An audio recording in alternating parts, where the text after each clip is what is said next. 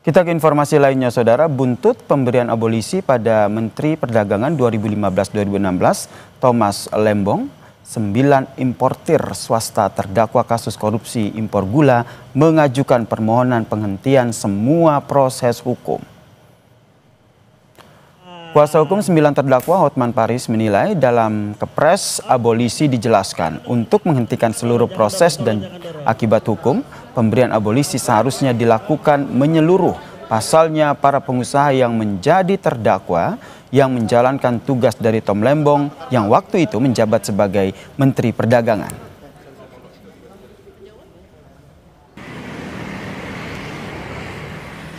Akan memohon kepada Kejaksaan Agung, CQ JPU, agar surat dakwaan terhadap 9 importir swasta ini ditarik, dicabut dari Pengadilan Tipikor PN Jakarta Pusat, atau hakim karena jabatannya menghentikan perkara dan mencoret perkara dari daftar buku perkara.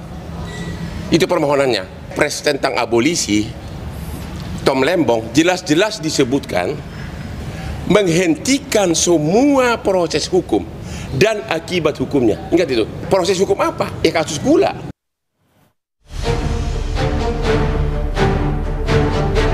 Pertimbangan persetujuan DPR RI tentang pemberian abolisi terhadap saudara Tom Lembong.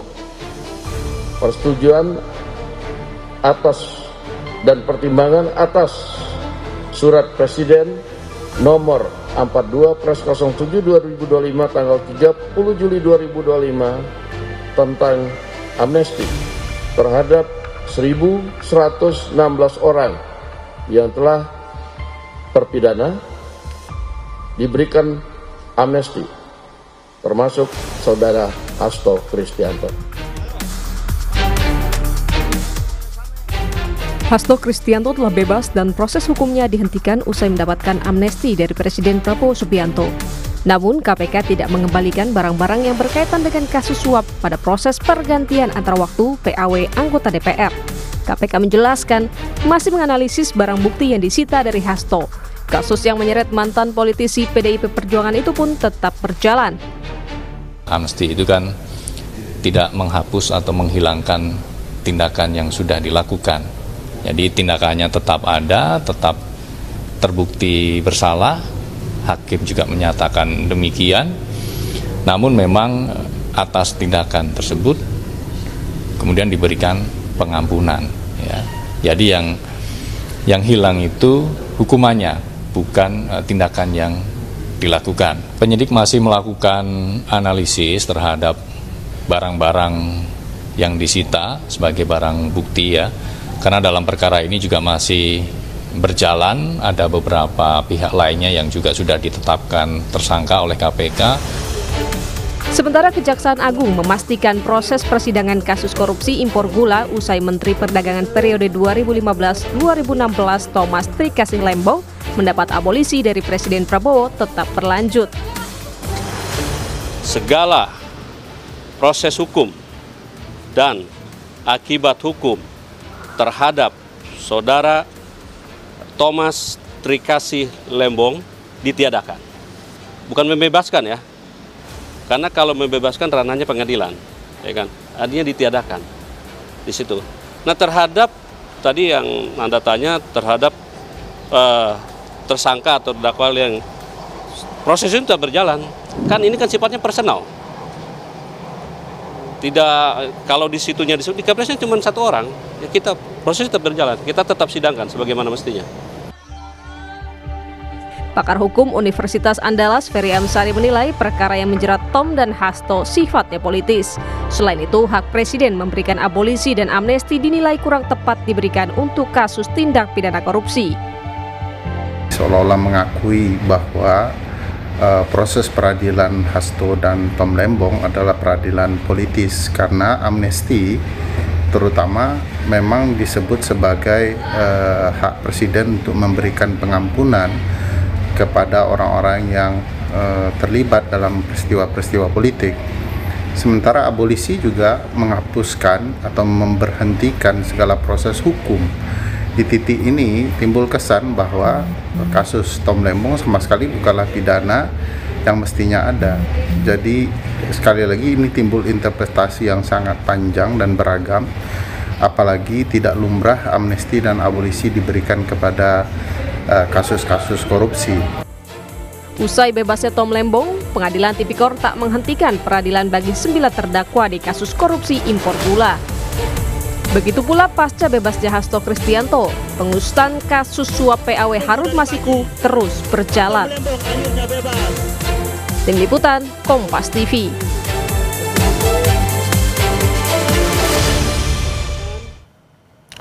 Abolisi untuk Tom Lembong dan amnesti untuk Hasto Kristianto tidak otomatis menyetop proses hukum korupsi impor gula dan juga kasus Harun Masiku. Lalu bagaimana Kejaksaan ataupun KPK menyiapi kelanjutan kasus ini? Kita bahas bersama dengan mantan Komisioner KPK Bang Saud Situmorang yang telah bergabung bersama kami di Kompas Petang. Bang Saud, Anda melihatnya seperti apa nih? Setelah Hasto dan juga Lembong bebas, bagaimana kemudian kelanjutan baik kasus suap Harun Masiku dan juga kasus impor gula yang saat ini masih berjalan? Bung Yansir, kita jangan lupa ya bahwa Indonesia dapat indeks persepsi korupsi 37 saat ini, which is itu sangat jauh di bawah target-target kalau kita mau pertumbuhan ekonomi dengan baik. Sebagaimana kita ketahui 9 lembaga yang mengukur indeks persepsi korupsi ini mereka masing-masing lagi mengamatin nih, pasti. Apakah itu World Economic Forum, Economic Intelligence Unit, Varieties Demokrasi, Political Economic Risk Consultancy, 9 lembaga itu pasti saat ini lagi ngelihat ini kebijakan yang pemerintah Indonesia ini terhadap kasus yang disebut sebagai kontraproduktif karena ada kaitan dengan korupsi. Mereka akan detail mengamati kasus ini. Pasti mereka akan mengamati Lembong case-nya seperti apa dan kasusnya Hasto seperti apa. Nah, kalau kita memahami konstruksinya, Lembong diberi abolisi itu clear. Bagaimana dia mulai menjabat 2015 sampai 2016 itu, apa yang dia lakukan, dia melaksanakan executive order, agak berbeda dengan kasus yang dialami oleh Hasto. Nah, oleh sebab itu kita clear dulu. Ini analisis boleh salah, boleh ini. Tetapi apakah hukum menjadi lebih pasti? Apakah hukum menjadi lebih adil? Apakah hukum menjadi lebih bermanfaat di dalam dua kebijakan yang diambil oleh Presiden? Pertama, kalau kita lihat bahwa apapun putusan yang dilakukan itu kan pernyataan resmi dari dalam hal ini Mensesnek kan udah menjelaskan bahwa kedua kasus ini bukan diartikan kita tidak kontroversi dengan pemberantasan korupsi, karena dia menegaskan di situ dalam statementnya. Tetapi beliau mengatakan bahwa ini kasus ini lebih kepada politik. Nah, sekarang saya tanya, politiknya siapa? Politiknya Prabowo atau politik pemerintah sebelumnya? Nah, oleh sebab itu saya katakan ini resiko indeks persepsi korupsi tetap di 37 atau kemudian naik 1 atau kemudian dia akan turun 3. Itu kita lihat nanti ke depan. Sekali lagi saya katakan, kita mengingatkan 9 lembaga ini lagi mengamati case ini secara detail. Tetapi kalau kita melihat konstruksi kedua kasus ini bisa jadi stagnan ya, kosong-kosong gitu. Oke, jadi menurut Anda stagnan ya? Ya, jadi karena menurut kenapa? Anda Lembong ini gimana Mas? Maaf saya potong Bung Saud. Jadi menurut Anda apakah ini masih akan terus berjalan? Karena kalau tadi kita lihat keterangan dari Kejagung maupun KPK mereka menyatakan bahwa proses hukumnya masih terus berlanjut. Pertanyaannya, penanganannya akan seperti apa? Ya, kalau kita masih bisa juga berdebat dalam kaitan bagaimana 8 pengusaha yang di kasus Lembong, kemudian bagaimana yang melarikan diri saat ini yang masih dicari-cari oleh yang terkait dengan Harun Masiku. Jadi sekali lagi kalau peristiwa pidananya, saya selalu mengatakan, saya menegaskan peristiwa pidana dalam kaitan yang kita sebut sebagai menghalangi penyidikan atau apapun yang disebut terkait dengan suap, itu juga kan sebenarnya kaitannya dengan apa yang disebut oleh varietas demokrasi. ketika itu kan KPU itu sudah diperintahkan oleh MA untuk melaksanakan putusan bahwa DPP PDI boleh menentukan siapa saja, which is itu tidak dijalankan oleh KPU, kemudian terjadilah peristiwa suap itu. Nah, bukan berarti kemudian tidak ada suapnya, tetapi sebab akibatnya yang menurut saya kembali lagi kalau kita lihat ke depannya. Untuk kasus Hasto tentu Harun Masiku dia akan masih dalam proses lebih lanjut, tetapi untuk kasus Gula 9 itu masih dipertanyakan. Itu yang saya bilang kembali lagi, kita harus duduk baik-baik menjelaskan, jangan lupa supaya dunia internasional bisa melihat, oh ini loh bahwa pertimbangan bisnis is bisnis.